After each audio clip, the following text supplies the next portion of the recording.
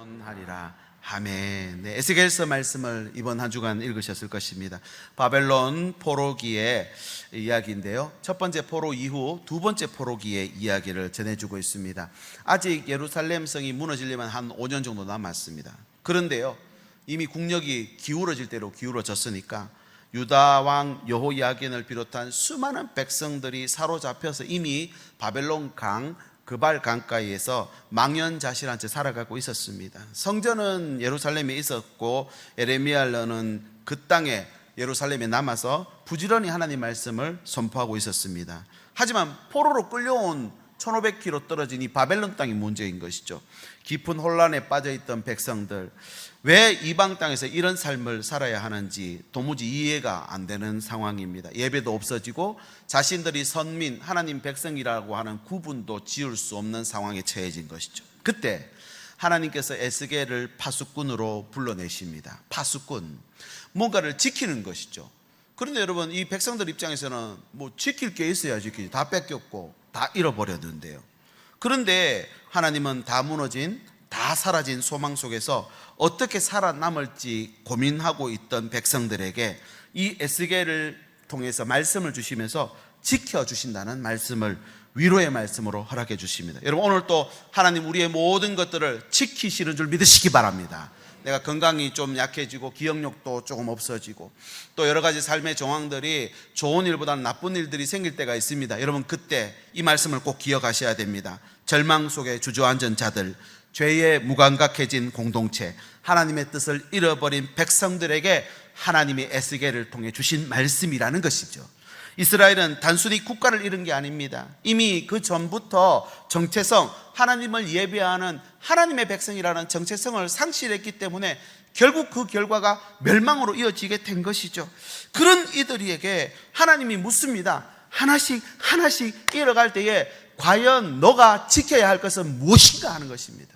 여러분, 한 번에 다 잃어버리지 않습니다. 하나씩 잃어버립니다. 건강이, 또 나의 삶의 터전이 무너질 때 더 잃을 것이 없는데 뭘 더 지키라는 것인가? 아닙니다. 여러분 보십시오. 뭔가 무너졌다고 해서 포기하시면 안 됩니다. 오늘 이 말씀을 듣고 여러분 꼭 기억하시면 좋겠습니다. 조금 무너졌다고, 조금 상실했다고 절대 포기하시면 안 됩니다. 아무것도 하지 않고 포기해버리면 이건 이방인들도 그렇게 하는 것이죠. 하나님의 백성은 그렇게 하는 게 아닙니다. 하나님은 오늘 또 우리에게 지킬 것을 허락해 주셨는 줄 믿으시기 바랍니다. 회복을 넘어서 부흥으로 오늘 또 하나님이 성령의 기름을 부어주시면 상한 마음이 고쳐지고 눈먼 자가 보게 되고 갇힌 자가 자유케 되는 역사가 오늘 또 우리 삶 속에 나타나고 일어나게 되는 줄 믿으시기 바랍니다. 여러분, 광야를 걸어가던 이스라엘 백성들, 뱀과 정갈이 우글거리던 곳이었지만 구름기둥 불기둥 안에서 하나님이 역사를 체험했잖아요.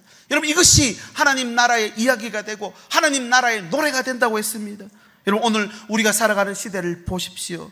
전쟁의 소문이 들립니다. 우리나라 전쟁 끝났으니까 이제 전쟁 일어나지 않습니까? 천만의 만만의 말씀요, 휴전 상태입니다. 휴전, 지구상에서 단 하나 휴전 국가입니다. 그리고 경제는 어떻습니까? 점점 불안전해져 가고 있고, 교회는 세속화돼 가고, 또 가정은 계속해서 분열되고 해체돼 가고 있는 모습을 주변에서 보게 됩니다.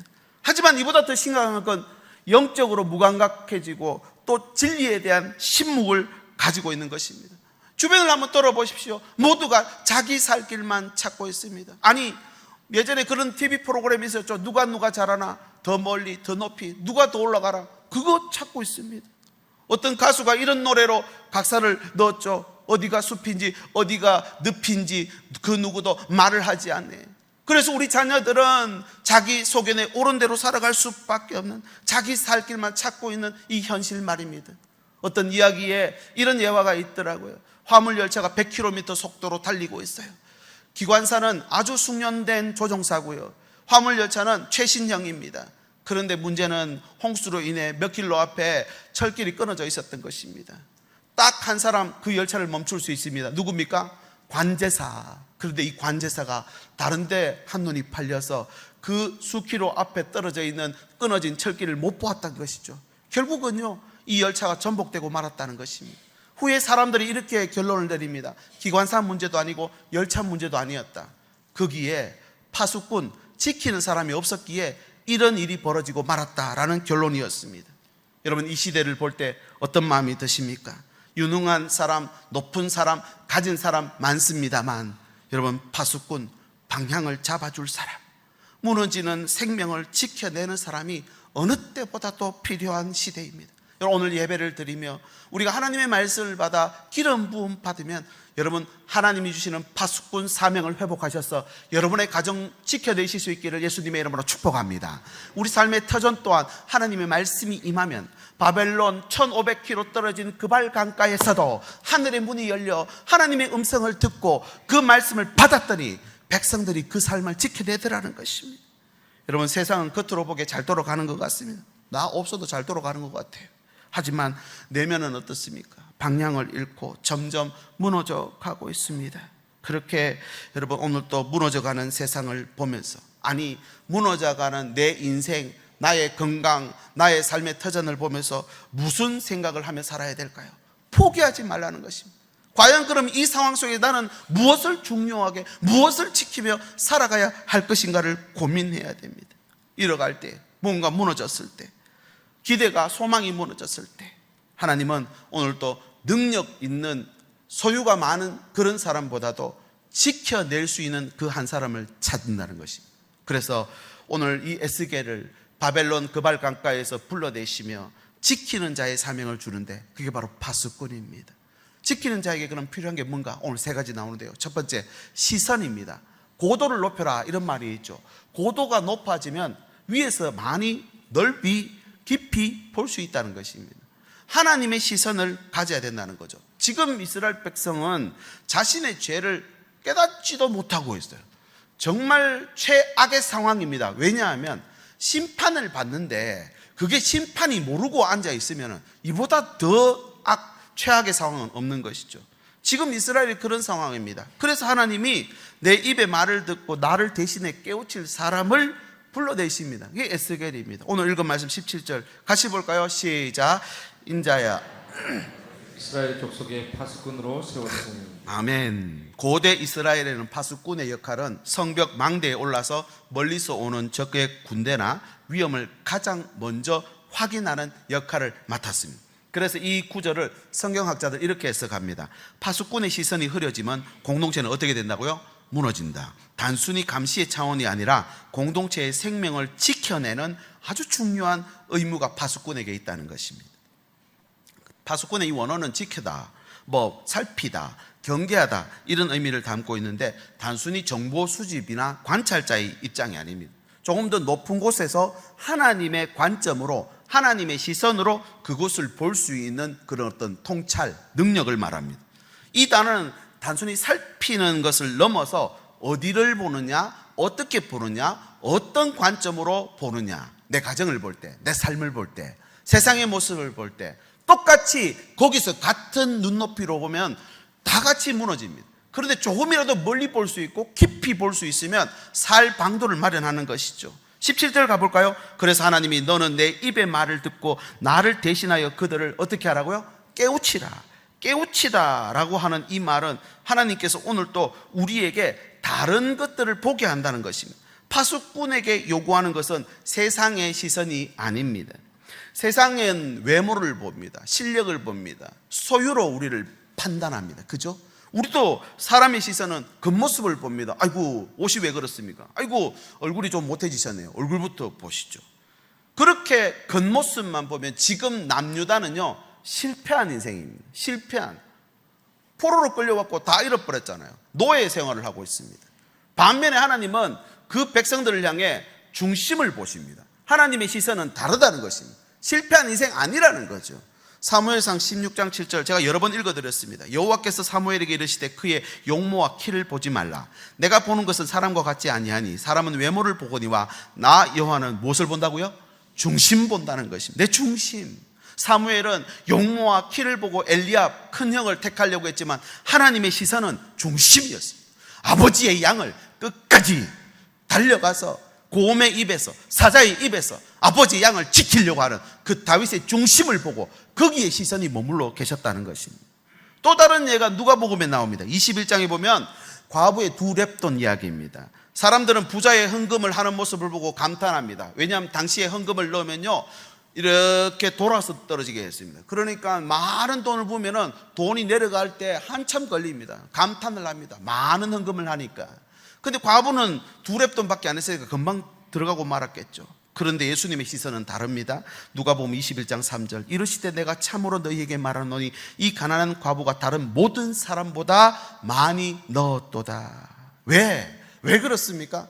분명히 과부의 헌금보다 부자의 헌금이 수십 배 많았을 것입니다. 그런데 왜 가진 그것을 드렸을 때 과부의 예물이 컸나? 전부를 드렸기 때문에, 자기가 가진 전부를 드렸으니까. 여러분 보십시오. 세상은요, 우리가 속일 수 있습니다. 믿는 척 할 수 있습니다. 있는 척, 하는 척 할 수 있습니다. 세상은 언제든 속일 수 있거든요. 하나님은 속일 수 있을까요, 없을까요? 속일 수 없습니다. 있는 모습 그대로 갑니다. 파수꾼의 시선이 이런 시선이어야 한다는 것입니다. 겉모습만 보는 게 아니라 중심을 볼 수 있는, 영혼을 향한, 죄에 대한, 하나님 뜻에 대한 분별력으로 이어져야 한다는 것입니다. 그래서 하나님은 성경의 인물들을 하나씩 부르시며 하나님의 지키는 자의 사명을 주시는 것이죠. 처음 지키는 자의 사명을 받은 사람이 여자의 후손이었습니다. 누굽니까? 가인이었습니다. 이 가인은 하나님의 시선을 외면합니다. 아벨 동생을 죽인 가인에게 하나님 이렇게 묻습니다. 창세기 4장 9절 여호와께서 가인에게 이르시되 네 아우 아벨이 어디 있느냐. 그러니까 가인이 이렇게 반문합니다. 그가 이르되 내가 알지 못하나이다. 내가 내 아우를 지키는 자니까. 지금 본인이 정답을 말하고 있어요. 아우를 지키라고 줬는데 가인은 지금 아벨을 어떻게 했습니까? 죽인 것입니다. 하나님은 오늘 또 그에게 책임을 주었는데 가인은 그 책임을 포기하고 외면했던 것입니다. 이것은 파수꾼에 반대되는 개념이죠. 결국 가인은 여자의 후손이 될 수가 없었습니다. 아담과 하벨이 범죄했을 때, 하와가 범죄했을 때 창세기 3장 15절에 여자의 후손이 사탄의 머리, 뱀의 머리를 깨게 될 것이다, 원시 복음을 주셨거든요. 그래서 아담과 하와는 여자의 후손을 그렇게 기다렸었던 것 같습니다. 근데 그 가인은 여자의 후손이 못 됐습니다. 신약에 가보면 진짜 여자의 후손, 진짜 파수꾼이 나타납니다. 누구냐면 예수 그리스도. 예수님은 언제나 하나님의 시선으로 세상을 바라보셨습니다. 세상은 세리와 그 창기들을 죄인으로 종교적 부적격자로 낙인을 찍으며 성전에 들어오지도 못하게 공동체에서 추방하고 밀어냈습니다. 그러나 예수님은 그들을 잃어버린 자, 병든 자, 이런 양으로 생각하고 찾아가셨습니다. 사람들이 어린아이들을 무시하고 외면할 때에 예수님 뭐라 하십니까? 아이들이 내게로 오는 것을 막지 말아라 하시며 그들을 하나님 나라 주인공 삼아 주셨죠.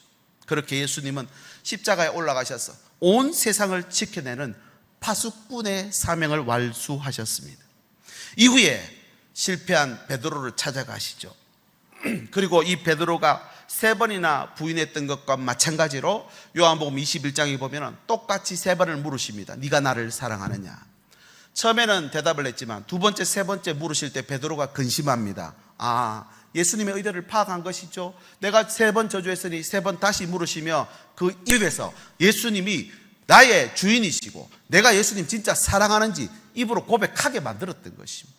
그렇게 사명을 회복시키시며 내 양을 먹이시라 하셨죠. 그렇게 결론이 어떻게 됐습니까? 베드로는 제1대 교황이 되어서 교회를 지키는 첫 번째 파수꾼이 되었습니다.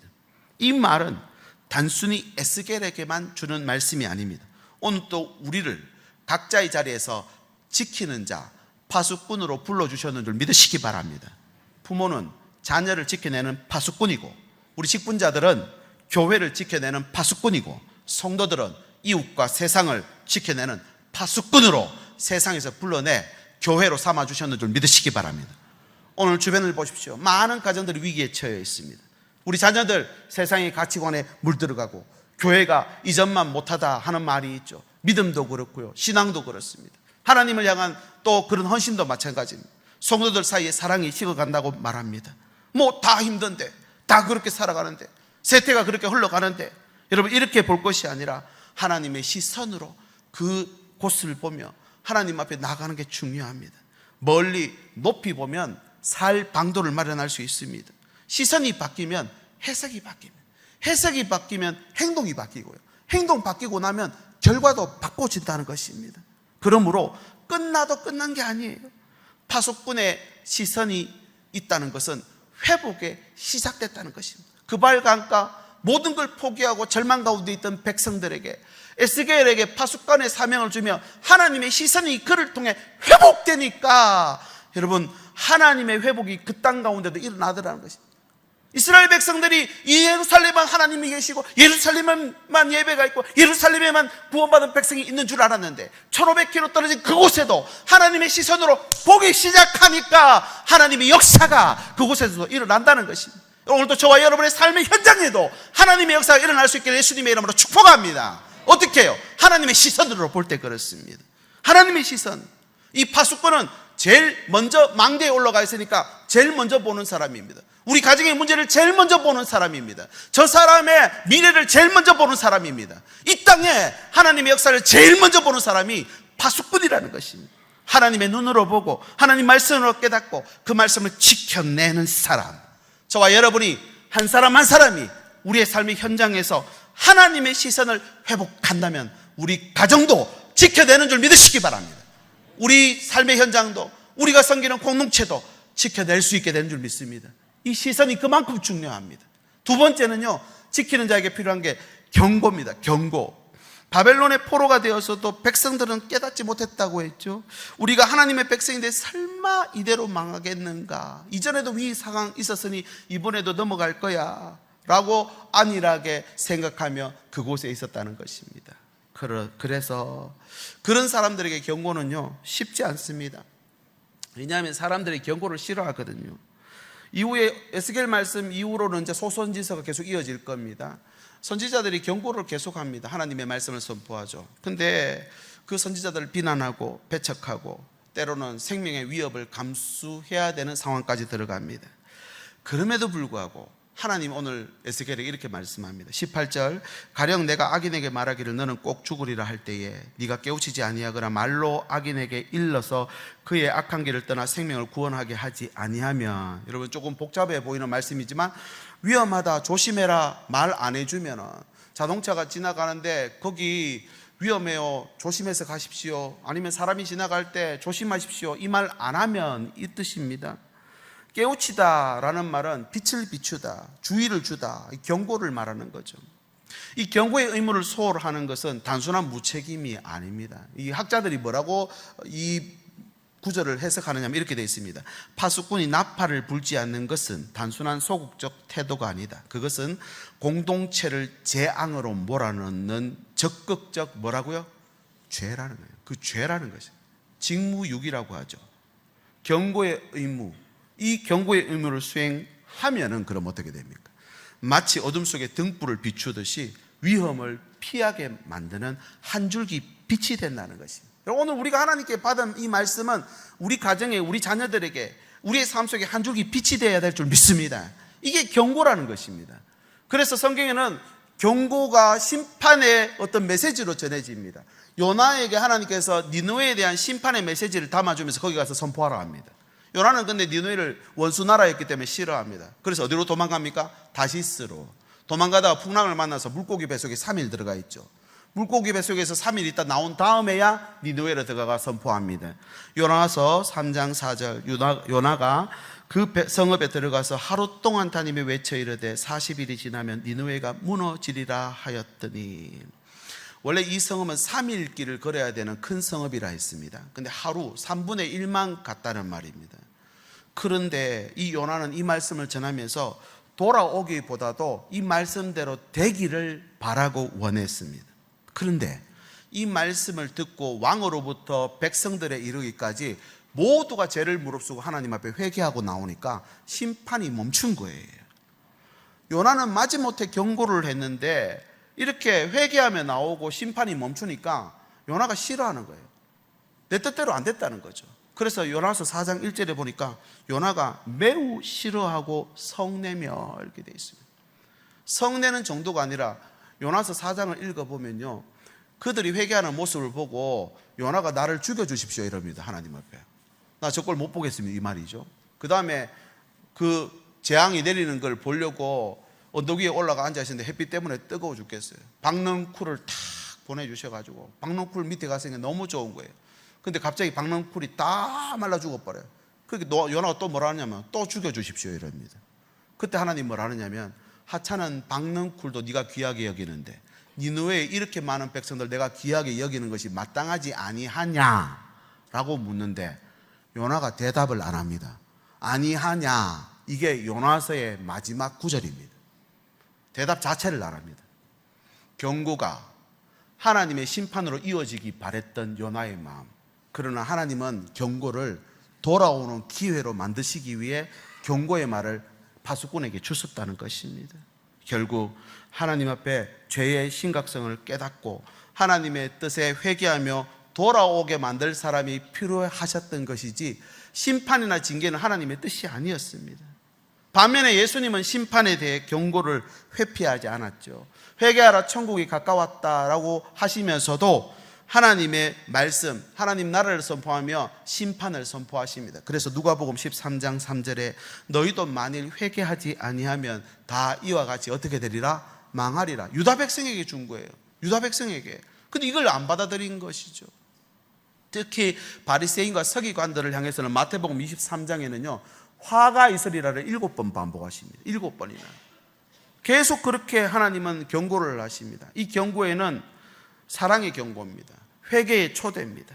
요단은 하나님의 심판이 사람을 무너뜨리는 도구가 되기를 바랬고 예수님은 이 심판이 경고로 작용해서 회복을 위한 은혜의 방편되기를 바랬다는 것입니다.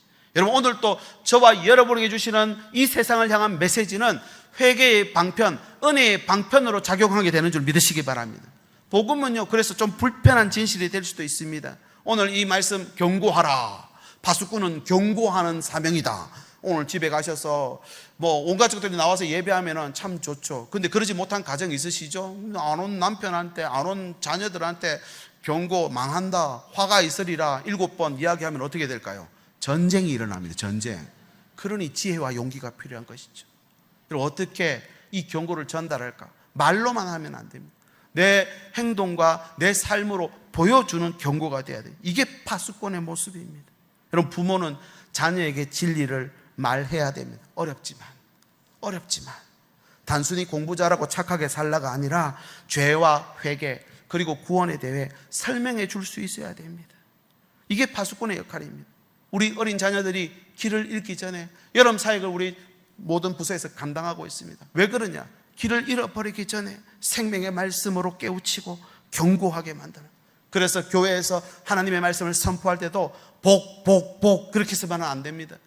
예수 천당 불신지옥 그랬죠. 예수 믿으면 천국 갑니다. 아멘이십니까? 근데 안 믿으면 어떻게 됩니까? 안 믿으면 천국 못 간다는 말입니다. 천국 못 가면 어디 갑니까? 갈 때는 지옥밖에 없어요.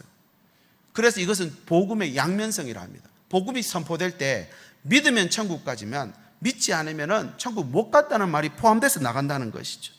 여러분 우리가 하나님의 말씀을 복음에 담아서 전해야 됩니다. 이게 지혜와 용기가 필요합니다. 직장과 사회에서도 빛과 소금으로 침묵하시면 안 됩니다. 침묵은 사랑이 아닙니다. 암묵적 용납밖에 안 됩니다. 우리가 전해야 되는 이 복음이 불편한 말이 될 수도 있지만 생명 살리는 도구는 분명합니다. 이 생명 살리는 도구를 하나님이 주시는 지혜와 용기를 가지고 전할 수 있어야 됩니다. 그러니 기도가 필요하겠죠. 여러분 예수님의 경고는 무너뜨리기 위함이 아니라 살리기 위함이었습니다. 오늘도 담대히 이 구원과 심판을 함께 우리 가정에 선포하고 우리 삶의 현장에 선포하고 오늘 또 나의 인생을 통해 전달하고 나타내는 파수꾼의 사명 감당하시기를 예수님의 이름으로 축복합니다. 그렇게 경고가 계속되고 있으니까 바벨론 거기서도 70년 동안 백성들이 그 정체성을 잃어버리지 않고 지켜내더라는 것입니다. 아무것도 없었잖아요. 모든 것 다 잃어버렸잖아요. 그런데 지킬 수 있었다는 것입니다. 경고, 하나님의 말씀 말입니다. 마지막 세 번째는 책임입니다. 18절 말씀 하반절입니다. 그 악인은 그의 죄악 중에서 죽으려니와 내가 그의 피값을 네 손에서 찾을 것이고. 피라고 하는 것은 성경에서 생명과도 연관된다고 말씀드렸죠. 레위기서에도 생명의 상징으로 피를 말합니다. 파수꾼의 손에서 피값을 찾겠다는 표현은 파수꾼의 사명이 절대적이고 아주 무거운 책임이라는 선언이 포함되어 있습니다. 이 핏값이라고 하는 개념은요, 성경 전체에 반복해서 강조하는 주제입니다. 그 피의 시작은 인류 최초의 살인을 저질렀던 가인 이야기로부터입니다. 가인. 창세기 4장 10절, 이르시되 네가 무엇을 했느냐? 네 아우의 피소리가 땅에서부터 내게 호소하느니라. 아벨의 피는 땅에서 침묵하지 않았습니다. 그 피가 온 땅에서부터 하늘에 울려 퍼졌고, 하나님은 그 피값을 즉시 가인에게 물으십니다. 네 손에서 그것을 찾겠다라는 말은 고대 법정에서 사용하는 언어인데요, 이게 무슨 말이냐면 직무유기죄입니다. 오늘날도 직무유기죄가 있죠. 성경학자들은 이렇게 해석합니다. 하나님은 경고의 사명을 실패한 파수꾼을 단순히 무능한 관리로 보지 않으신다. 그는 생명을 책임지는 자로 간주하다. 파수꾼이 그렇다는 것입니다. 이 책임에 대해 하나님이 만드신 제도가 고엘이라고 하는 제도입니다. 고엘 들어보셨죠? 기업 물을 자입니다. 공동체 안에서 잃어버릴 때, 실수로 뭔가를 또 해를 가하고 또 뺏기고 잃어버릴 때가 있습니다. 생명이나 땅이나 자유를 회복하는 자, 핏값에 대한 책임지는 사람을 고엘이라고 하는데, 보통 고엘은 이런 사람입니다. 민수기 35장 19절, 피를 보복하는 자, 피를 보복하는 자. 내 가족 중에 누군가에게 해가 당했고 그 사람을 죽인 사람이 있으면 내가 가서 그 사람 죽일 수 있는 권한이죠. 피에 대한 보복을 할 수 있는. 고엘은 근데 단순히 친족이 아니라 생명을 책임지는 자로 성경은 묘사합니다. 이 책임이라고 하는 건 보복으로 끝나시면 안 됩니다. 이후에 룻기서에 보면은 보아스가 딸과 후손도 남편도 아들도 다 잃어버렸던 나오미에게 기업 물을 자가 되어줍니다. 기업 물는 자. 그러니까 그의 땅과 생명과 후손들을 다 회복시켜주는 보아스가 고엘, 기업 물을 자라는 거죠. 기업을 물러주고 나니까 어떤 일이 벌어졌느냐? 룻기서 4장 21절, 살몬은 보아스를 낳았고 보아스는 오벳을 낳았고 오벳은 이새를 낳고 이새는 누구를 낳았다라고요? 다윗을 낳았답니다. 보아스는 그래서 다윗의 증조 할아버지입니다. 예수 그리스도는 다윗의 자손입니다. 이 파수꾼이 고엘에 책임지는 사명을 회복하고 나니까 끊어졌던 혈통이 이어져 버리고 구원의 계보가 다시 살아나고 온 땅에 가득한 하나님의 생명이 다시 그 가정에 회복되더라는 것입니다. 여러분, 오늘 우리를 파수꾼으로 부르셨다 했습니다. 우리 가정을 책임지는 고엘이 되실 수 있기를 예수님의 이름으로 축복합니다. 모든 영혼들이 다 돌아와야 됩니까? 모든 영혼들이 하나님의 말씀을 알아야 됩니까? 그렇게 되면 얼마나 좋겠습니까? 그건 하나님 나라가 마지막 이 땅에 임할 때 일어날 일이고, 지금 이 광야를 지나는 동안은 누군가가 고엘이 되는 거예요. 누군가가 희생을 책임지고, 우리 부모님들이 그 어려운 시간들을 희생하며 가정을 책임지고 가정을 지켰기 때문에 여기까지 온 것입니다. 우리 믿음의 선조들이 대한민국을 지켰기 때문에, 건국했기 때문에 여기까지 온 것이라는 거죠. 여러분, 오늘 또 우리가 그 고엘의 사명을 감당해야 됩니다. 그런 맥락에서 보면 파수꾼은 생명 책임지는 자리죠. 생명보다 귀한 게 있습니까? 생명을 책임지는, 생명을 지키는 자리로 우리를 부르셨다고 하십니다. 히브리서 12장 24절에 쉬운 성경입니다. 여러분은 그의 백성들에게 하나님의 새 언약을 가져다 주신 예수님께서 계신 곳에 지금 와 있습니다. 여러분은 아벨의 피보다 더 나은 소식을 전해준 그리스도의 피에 가까이 나온 것입니다.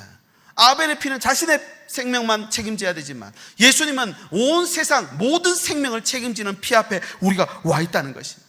우리를 정죄하는 것으로 그치지 않고 심판의 메시지가 구원의 초대로 바뀌며 우리를 회복시키고 책임지는 자리로 불러주셨다는 것입니다. 심지어 우리를 샀다 그러십니다. 샀다. 고린도전서 6장 19절, 너희 몸은 너희 자신의 것이 아니라 값으로 산 것이 되었으니 그런즉 너희 몸으로 하나님께 영광을 돌리라. 할렐루야. 샀다 그랬습니다. 주님이 다 사버렸다는 것입니다.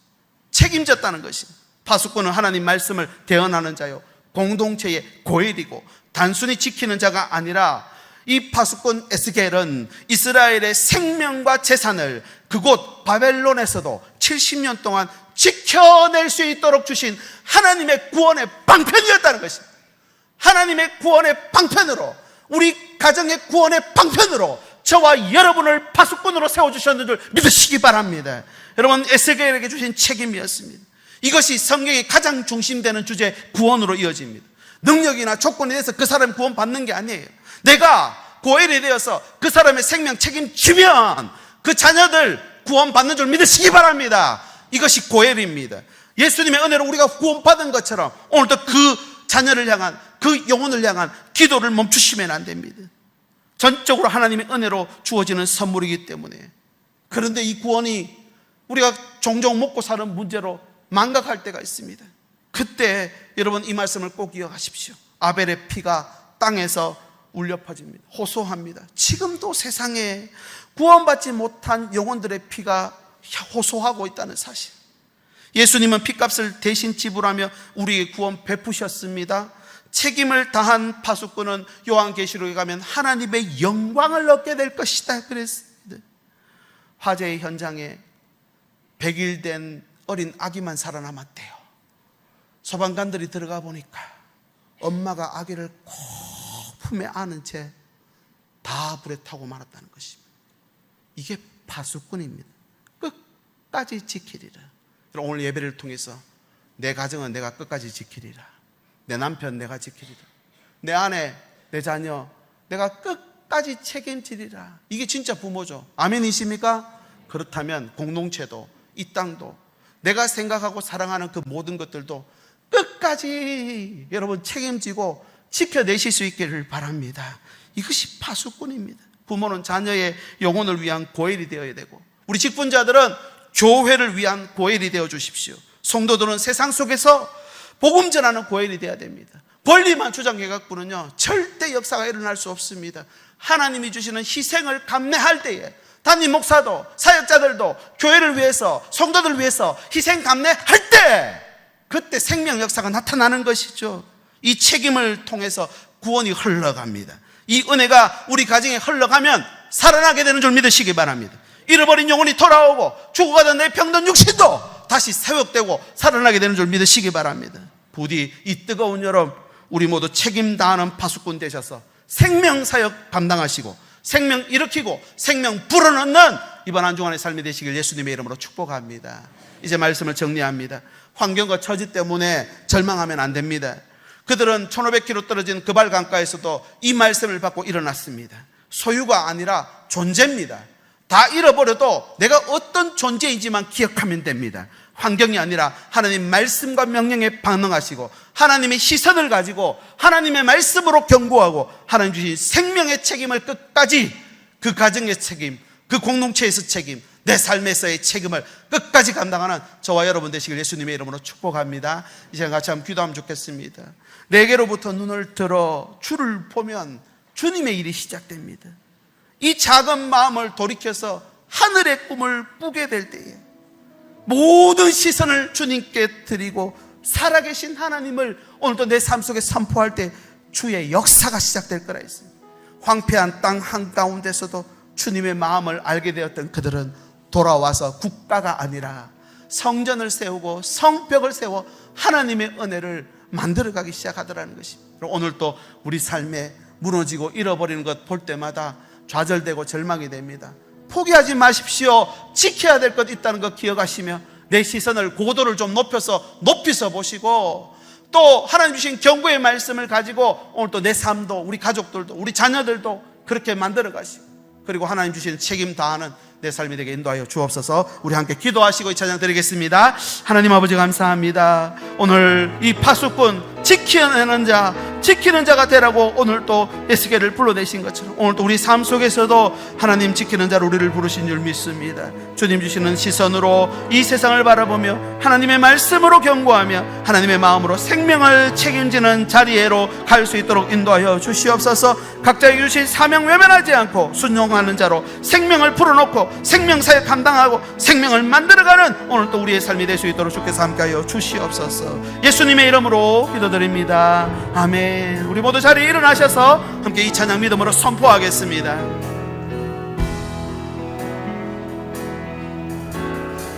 내게로부터 눈을 들어 주를 보기 시작할 때 주의 일을 보겠네.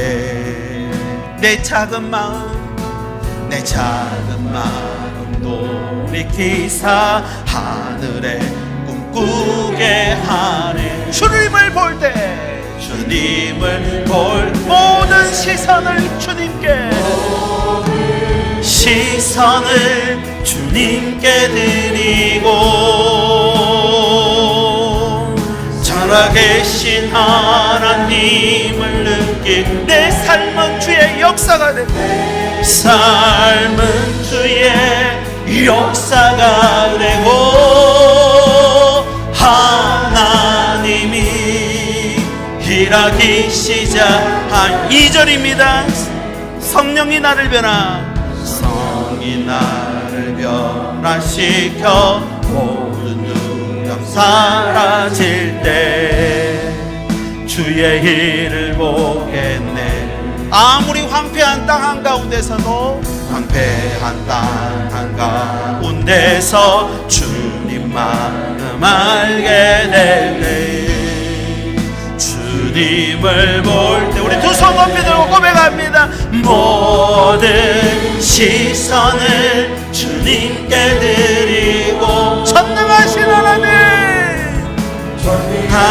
하나님을 느낄 때, 아멘. 세상은 주의 나라가 되고 하나님이 일하기. 우리 다시 한번 믿음으로 선포합시다. 모든 시선을 주님께, 시선을 주님께 드리고 전능하신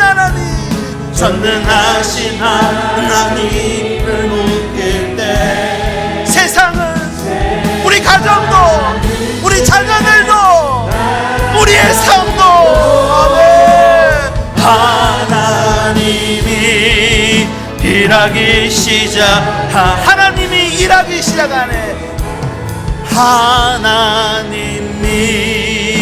일하기 시작하네. 아멘. 기도하겠습니다. 하나님, 오늘 또 이 주신 말씀을 마음에 담습니다.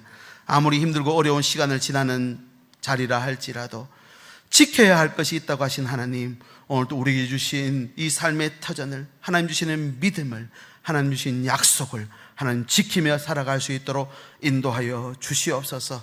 하나님의 시선으로 세상을 보게 하시고 하나님의 말씀으로 경고하게 하시며 하나님의 마음으로 생명을 책임지는 자로 파수꾼의 자리로 들어갈 수 있도록 주께서 함께하여 주시옵소서. 오늘도 우리의 생명과 모든 소유가 주께로부터 왔음을 고백하며 헌금 드립니다. 주일헌금, 감사헌금, 선교헌금, 목적헌금, 소득의 11조를 드리는 손길을 기억하여 주시옵시고 삶의 자리마다 은혜와 공급이 끊어지지 않도록 주께서 함께하여 주시옵소서. 이 예물이 무너진 영혼들을 살리고 진리의 복음을 전하는 일에 사용될 수 있도록 함께하여 주시옵소서. 이제는 우리 위에 생명 지키는 파수꾼 대신 우리 주 예수 그리스도의 은혜와 끝까지 포기하지 않으시는 아버지의 사랑과 그 안에서 우리의 시선을 회복시키고 진리로 살아가게 하실 성령의 교통하심이 오늘도 파수꾼의 사명 품고 살아가기로 다짐하며 머리 숙인 주의 백성들 위해, 저들의 가정과 일터와 자녀들 위해 지금부터 영원까지 함께 계실지어다. 아멘. 감사합니다.